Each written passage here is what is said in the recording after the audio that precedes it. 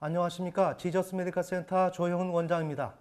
로마서 10장 9절에서 10절의 내용을 보면 예수 그리스도를 주라 시인하고 예수님께서 십자가상에서 죽으셨는데 살아계신 하나님께서 다시 살리셨다 하는 그 사실을 마음으로 믿고 입으로 시인하면 구원을 얻는다, 이렇게 되어 있습니다. 그렇다면 오늘 우리는 그 내용대로 입으로 고백하면 되는 것일까요? 그런데 이 문제는 언어를 통해서 고백하기 때문에 많은 문제를 낳을 수가 있습니다. 그래서 이번 시간에는 구원은 믿음의 고백만으로 이루어지지 않는다라는 제목으로 구원의 올바른 이해를 하는 시간을 갖겠습니다. 자, 믿음은 창세기 2장 17절을 근간으로 해야 합니다. 왜 그럴까요? 창세기 2장 17절은 하나님께서 인간을 창조하시고 그에게 첫 번째로 명령을 하셨는데 동산 중앙에 선악을 알게 하는 나무의 실과를 먹지 말라. 그렇게 말씀하시고 그 말씀대로 따라 살아야 되는데 인간은 처음부터 하나님의 말씀에 순종하지 못했고 복종하지 못해서 타락이 왔습니다. 자, 그렇기 때문에 오늘 우리의 신앙의 문제는 뭐니 해도 하나님에게 우리가 어떻게 복종할 수 있느냐 하는 문제죠. 하나님과 어떤 사귐, 하나님과 소통, 하나님에게 그 좋은 관계를 갖는 이러한 뉘앙스의 개념이 아니라 하나님께서 하지 말라, 이유 조건 없이. 왜 그런지도 몰라요. 그런데 하나님께서 말씀하실 때 이유 달거나 토를 다는 것이 아니라 아멘, 내가 하지 않겠습니다 하는 것이 신앙의 가장 중심이요, 또한 믿음을 이야기한다면 바로 이러한 중심에서 믿음에 대한 이야기를 해야 된다는 내용입니다. 아멘. 네. 그러기에 믿음에는 통치자이신 하나님께 절대 복종하는 것이 들어가야 되는 거예요. 매우 중요한 내용입니다. 우리는 하나님에게 절대 복종하는 것이 우리의 절대 관심사가 되어야 합니다. 이것이 핵심이에요. 신앙생활은 내가 절대 복종하지 않으면서 열심히 하는 것, 이건 소용이 없어요. 신앙은 무조건 절대 복종하는 것으로 시작되고 끝으로 나야 됩니다. 아멘. 네. 그런데 요즘 시대는 어떻습니까? 내가 무언가 공감받고 내가 무언가 지지받고 그래서 하나님과 무언가 이렇게 화평한 관계, 화목한 관계, 좋은 어떤 그런 분위기 속에 내가 살아가는 거, 이거를 신앙의 어떤 목표로 우리가 두는 경향이 많습니다. 그러나 그 길로 가게 되면 놓치는 것이 있는데 내가 하나님 앞에 복종해야 된다는 것, 이게 믿음의 가장 중심에 서 있고 이것이 있느냐 없느냐에 따라서 구원을 받느냐 못 받느냐 이렇게 결정되기 때문에 우리는 이 사실을 놓치지 말아야 된다. 자, 그래서 우리의 구원은 하나님을 믿게 되는데 그 믿음을 고백함으로써 성취가 되는 것입니다. 자, 믿음을 고백함으로써 성취가 되는데 이 고백은 굉장히 허술한 면이 많죠. 왜? 서론에서 말씀드렸지만 입으로 말을 하는 거예요. 그런데 문제는 뭐냐? 우리가 이 입으로 고백해서 구원을 얻는데 여기에서 발생될 수 있는 여러 가지 문제가 있음에도 불구하고 우리가 그것을 간과한다. 자, 그래서 오류가 발생됩니다. 언어를 통해서 믿음의 내용을 발화한 언표 내용을 의미 전달의 성취로 간주한다는 사실이에요. 자, 그러면 언어를 통해 믿음의 내용을 발화한 그 언표 내용은 무엇인가? 구원을 위한 초보적 참조사항에 불과하다.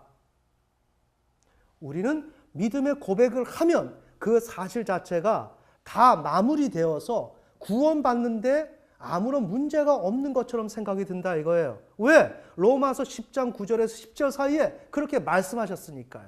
근데 지금 제가 말씀드리는 건 이렇게 언어를 통해서 믿음의 내용을 발화한 그 언표 내용 자체는 구원을 위한 초보적 참조사항에 불과하지 이것이 완전한 것을 의미하지 않는다. 왜 그런가? 언어가 갖고 있는 특수성 때문에. 다시 말하면 우리는 말을 하면 말이 모든 것을 다 말 자체가 모든 것이라는 생각을 갖고 있다는 거예요. 그러나 말에는 사람이 등장이 돼 있고 사람이 그 가운데 함께 공존했었다는 그 사실을 언급하거나 다루어 주게 될 때 그 언어가 생명력이 있고 사실성이 있게 된다는 내용이죠. 아멘. 네. 그런데 우리는 언표 내용, 말한 내용만을 가지고 우리는 문제를 삼는다는 거예요. 그러다 보니까 우리의 구원에 차질이 발생될 수가 있다는 내용이죠. 그 예입니다. 나는 어제부터 더 열심히 공부하려고 했어요. 네. 자, 우리는 이 문장을 보면 그냥 나는 어제부터 더 열심히 공부하려고 했어요라는 문장으로만 이해를 한다는 거예요. 즉, 언표 내용으로만 이해를 한다는 거예요. 그게 아니라 이 속에는 더 열심히 공부하려는 학생이 존재했었다는 역사적 사실을 우리는 알 수가 있다는 거죠. 자, 그렇다면 우리가 생각하는 언어는 언표 내용만을 생각했지만 사실 따지고 보니 언어에는 정말 그 말한 사람이 언어와 함께 공존했었다는 것을 알 수 있고 그 사실을 함께 다루어 줄 때 진정한 언어를 이해할 수 있게 된다. 아멘. 네. 그러기에 그런 언어 속성으로 신앙 고백을 했다면 내가 예수님을 주라 시인합니다 라고 말했다면 그 말한 것만 문제 삼는 것이 아니라 그 말한 사람이 어떤 사람이며 어떤 의미로 말을 했느냐가 여기에서 다루어지게 될 때 우리의 신앙의 고백이 진정으로 진정성을 갖는다는 거죠. 아멘. 네. 자, 그래서 제가 언어에 대한 정의를 거칠지만 표현을 해봤습니다. 언어는 단순한 문자 조합 이상의 기능과 의미를 지니고 있다. 그런데 우리는 단순한 문자 조합으로만 생각을 한다. 즉, 인간 주체가 자신의 내밀한 어떠한 의도를 현실 세계에서 의미화시킬 목적을 위해 이 언표 내용을 이렇게 말하는 그 내용을 발화하기 전과 또한 그 이후 완료하기까지 그 언어 구조를 사용하여 의미 전달을 한다는 거예요. 그 다음에 그 이후에도 잔류하는 언어 구조를 통해서 자신의 의도를 암시하는 방식으로 전달하는 행위 전반을 언어라고 말한다. 조금 이해가 되십니까? 네. 그러니까 언표 내용을 발화하기 전과 완료하기까지 말하는 말 지금 나가는 요것만이 아니라 말하기 전과 또 완료하기까지 그 언어 구조를 사용해서 지금 우리 한국말이라고 하는 언어 있죠. 이 구조를 사용해서 저의 의미를 지금 표현하고 있는 거예요. 이렇게 전달하고 그럼 우리의 언어는 전달됐으니까 문장만 남지 않습니까? 그것만이 아니라 그 이후에도 그 잔류하는 그 문장, 그 언어 구조를 통해서 자신의 구조를 암시하는 방식으로 전달한다는 내용이죠. 그러니까 위에서 나는 더 열심히 어제부터 더 열심히 공부하려고 했어요. 이렇게 할 때 조금 이따 말씀드리겠지만 이 학생은 공부하고 싶은 마음이 없었어요. 그런데 엄마가 오락만 하고 있으니 공부해라. 혼을 냈어요. 그러니 공부할 수밖에 없지요. 그러니까 이 학생은 나는 억지로 어제부터 더 열심히 공부하려고 했어요. 이 마음을 먹고 더 열심히 공부하려고 하는 것처럼 말을 했단 말이에요. 근데 이 말하는 그 학생도 있고 그 언어 구조가 같이 동반된 상태 속에서 말이 만들어지고 그 학생은 사라져 버렸죠. 그리고 이 문장은 남았단 말이에요. 이 문장은 지금 잔류하고 있는 거죠.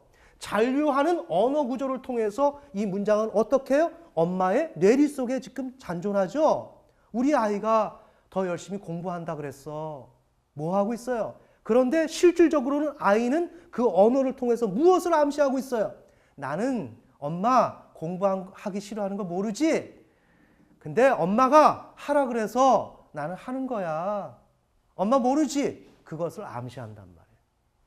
이해가 되십니까? 그러니까 우리에게 언어는 내가 말을 했다 그래서 그 문장만이 아니라 더 나아가서 거기에 나라는 존재가 함께 있고 그 다음에 이 문장이 전혀 다른 의미로 말하는 사람의 그 본심과 연결되어서 또 다른 메시지를 듣는 자가 인식할 수 없는 또 다른 메시지를 전달하고 있다는 내용이죠. 아멘. 네. 그러니까 여기에서 나는 예수 그리스도를 주라 시인해요. 아, 예수를 믿지 않으면 천국 못 간대. 예수를 믿어야 되는데 나는 예수를 믿고 싶은 마음은 없어요. 솔직히. 나는 우리의 가정이 행복해지기를 원하고, 그런데 예수를 믿어야 되고, 그러면 가정이 행복해지고 나쁠 거 없으니까 나는 신앙생활을 할 거예요. 그런 의미에서 예수를 주라 시인하면서 신앙 고백했어요. 이런 사람이 구원을 받을까요? 그럼 못 받죠. 그런데 이 사람은 어떤 얘기를 하고 있어요? 우리 학생처럼 이런 의미를 전달하죠. 나는 예수를 사실은 믿고 싶지 않아요. 근데 분위기상 예수를 믿어야 내가 영생을 얻고 이 세상의 삶이 아니라 사후의 삶도 보장을 받을 수 있으니 내가 믿을 수밖에. 그래서 별 문제 없는 것 같고 큰 해를 입을 것 같지도 않아서 내가 예수를 믿는다고 말하고 난 신앙생활하고 있어요. 하나님, 신앙 고백하라 그랬죠? 사실 나는 이런 것을 의미를 가지고 신앙 고백했어요. 그것을 나는 예수를 주라 시인합니다 라는 그 잔류하는 언어 구조를 통해서 자신의 구조를 암시하고 있다는 거예요. 자신의 의도를. 이해가 되십니까? 자, 이렇다면 하나님은 그 언어를 가지고 구원을 주시는데 이 언어를 가지고 어떻게 심도 있게 다루어 나가야 되지 않겠습니까? 그냥 한번 말했다 그래서 너 구원받아. 너는 구원받은 백성이야. 이렇게 되겠습니까? 그게 아니라는 것을 지금 얘기하는 것입니다. 자, 그래서 이러한 언어가 어떤 구조를 띠는가? 바로 이와 같은 구조를 띈다. 그러니까 여기에서 이 구조는 어떻게 되느냐? 나는 학교 갑니다. 이렇게 되면 우리의 모든 언어는 나는 학교 갑니다에 대해 있으면 보이지 않지만 항상 줄이 거져 있다. 이 바가 있다. 막대기가. 그러면 이 막대기는 뭔가? 이 의미, 우리 수학으로 말하면 분모의 자리에 차지하는 자리에는 나라고 하는 존재가 존재하고 여러 가지 그 기능 의미화시키려고 하는 의도가 이 수면 아래 존재하며 이것이 사회 속에서 내가 말을 하게 될 때 이 바를 초월해서 넘어서 이 말이 표현이 되는 것입니다. 그렇다면 조금 전에 말씀드린 것처럼 나는 학교 갑니다. 이럴 때 두 가지 종류, 예를 들자면 그 의미가 있겠죠. 어떤 사람은, 어떤 아이는 학교 죽어도 가고 싶지 않은 거예요. 그런데 학교에서 오라고 하니까 난 학교 갑니다. 이런 말이 있을 수 있고, 어떤 학생은 정말 나는 공부하고 싶은 거예요. 공부가 꿀송이처럼 달아. 책을 보는 게. 그래서 나는 오늘 즐겁게 학교를 갑니다. 이 학교를 갑니다. 그렇다면 이것은 사람마다 다르다는 거예요. 이렇게 될 때 말에는 눈에는 보이지 않지만 이러한 바가 그어져 있고 그 밑에는 의미를 실현시키려고 하는 그 주체에 여러 가지 의도가 이 밑에 존재한다. 아멘. 네. 자, 그래서 이미 이렇게 살펴본 것처럼 이 내용을 이런 내용이 나올 수밖에 없는 것은 이러한 언어의 구조, 이러한 특징이 있기 때문에 이렇게 설명이 될 수 있다는 것을 말씀드리기 위해서 언어 구조를 말씀드리는 거예요. 그러니까 언어 구조에는 먼저 주체의 형편, 사정, 이런 의도가 존재합니다. 위에서 말씀드린 대로 사실 나는 공부하고 싶지 않아요. 학생이 그 의도가 존재하는 거예요. 그런 학생이 있는데 사회에서는 엄마는 공부하라고 얘기하니까 엄표 내용을 설정할 수밖에 없죠. 그래서 뭐라 그래요? 난 더 열심히 공부할 거예요.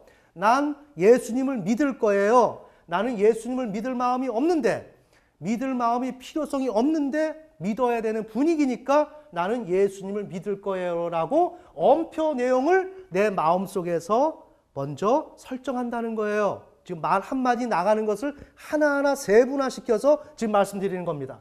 그래서 엄표 내용을 통해서 엄표 행위의 주체가 의미화하고자 하는 의지적 결단과 시도를 착수한다는 거예요.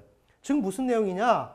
여기에서 지금 구조를 말씀드리는 이유는 언어 속에는 주체의 형편과 사정, 진심이 들어가 있고 이 진심과 관계, 진심을 긍정하는 차원의 엄표 내용이든지 진심의 내용을 부정하는 차원의 엄표 내용이 설정되는 그 내용이 여기 들어가게 돼 있고, 그 다음에 이 엄표 내용을 통해 엄표 행위의 주체가 의미화하고자 하는 그 결단, 그 시도, 이런 것이 이 의미화시키는 그 수면 이하에 존재하게 되어 있다는 거예요. 이해가 되시죠? 단순히 말을 했다고 해서 말만 있는 게 아니라 그 사람의 진심과 그 진심에 상응하는 그 맞추어진 엄표 내용이 있고, 이것을 내가 말을 해야 되겠다 하는 내가 이 속에 존재한다. 그게 엄표 행위의 주체다. 그 내가 말을 하려고 하는 거죠. 나는 어제부터 더 열심히 공부하려고 했어요. 나는 예수님을 주라 시인해요. 라는 말을 하려고 할 때 이렇게 하려고 하는 내가 여기에 먼저 등장이 되고 엄표 내용을 도입해야 되죠. 그래, 이제 도입하자. 여기서 준비시켰던 엄표 내용을 나는 예수를 주라 시인해요. 나는 어제부터 더 열심히 공부하려고 했어요. 말을 할 때 말하려고 했던 나는 말하는 나로 전치가 되죠. 말하려고 했던 내가 말하는 나로 바뀌어지고, 그 말하는 나는 언어라는 구조 속에 들어가서 언어라는 구조를 이용해서 말하려고 했던 내가 말하는 나로 되어서 말을 하는 거죠. 이해가 되시죠? 그렇게 한 다음에 말하려고 했던 나는 어떻게 합니까? 언어 내용 속에서 빠져나와서 존재하지 않죠. 그럼 뭐가 남죠? 엄표 내용만 남죠. 말만 남죠. 자, 이렇게 우리의 언어에는 이런 것이 있다는 거예요. 그러니 우리의 말의 진정성을 따져보려면 말한 엄표 내용만을 따져서 그걸 가지고 고려해서 살펴봐서는 안 되고, 여기에 들어있는 요소들을 다 일일이 점검하고 체크해야 그 사람이 그 말한 것이 진정성이 있는지, 그것이 옳은 것인지, 그래서 듣는 이가 정말 넌 그렇구나 라고 받아들일 것인지, 아니면 의심할 건지, 그건 차후에 우리가 발생될 수 있다는 내용이에요. 아멘. 네. 그러니까 여기서 다시 점검합니다. 우리의 믿음은 절대 복종, 하나님을 향한 절대 복종이 들어가야 되는데, 그 내용이 언어를 통해서 믿음을 고백하는 과정을 통해서 우리가 구원을 얻게 된다는 거예요. 그런데 지금까지는 말한 내용만을 가지고 우리는 구원을 받는 조건으로 생각했는데, 지금 제가 말씀드리는 것은 그건 너무나 허술하고 그건 하나님이 바라보는 관점이 아니다. 그 언어 속에는 이런 다양한 요소가 있기에 이거를 다 점검해보고 확인되어야만 그 말한 그 말이 의미를 띠고 그것을 하나님께서 받아들일 수가 있는 것이다. 그런데 우리 한국교회는 신자가 말한 그 말만 믿고, 또 신자 자신도 자신이 그 말한 그것만을 믿고 내가 예수를 믿는다라고 생각한다 이거죠.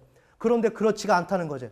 여기에 나는 공부하고 싶지 않아요 라는 사람은 얼마든지 나는 공부할 거예요 라고 말할 수 있는 것처럼, 나는 예수를 진정으로 주라 모시고 싶지 않고 섬기고 싶지 않는 그 사람이 마지못해서 필요에 의해서 나는 예수를 주라 시인해요, 얼마든지 말할 수가 있다는 거예요. 만약에 이렇게 된 경우에 그 사람의 구원은 어떻게 될 것인가? 이 여기에 있는 주체에 그런 진심 어린 그런 믿음의 고백이 여기에 담겨져 있지 않으면 그 사람은 구원을 받지 못한다는 거예요. 아무리 교회 열심히 다니고 봉사 열심히 해도 그 사람은 구원받지 못합니다. 여기에 진정한 신앙적 주체의 형편과 사정이 하나님을 믿는 믿음으로 완전히 굳혀져 있지 않은 이상, 온전케 되어 있지 않은 이상, 아브라함이 이삭을 바칠 것만큼 하나님을 절대적으로 여기면서 믿음을 갖지 않는 이상 구원받지 못한다는 것이에요. 자, 이해가 되십니까? 자, 이런 관점이라고 한다면 오늘 우리의 신앙의 그런 고백은 너무나 껍데기다. 말의 그런 형식만을 갖추었을 뿐 그 사람이 말한 그런 의미를 전혀 거론하지 아니하고, 오히려 우리는 그렇게 거론 안 할 뿐 아니라 그 사람의 신자의 상태를 면밀히 조사해서 하나님이 그 신자가 고백한 것을 추적하고 검증해 나가는 그런 작업을 교회가 그것을 알고 함께 동역하면서 하나님의 뜻을 받들어서 그런 구원 사역을 교회가 펼쳐줘야 된다는 거예요. 아멘. 네, 부디 오늘 다룬 내용이 잘 적용되어서 모두가 구원받는 역사가 일어나시기를 예수님의 이름으로 축원합니다.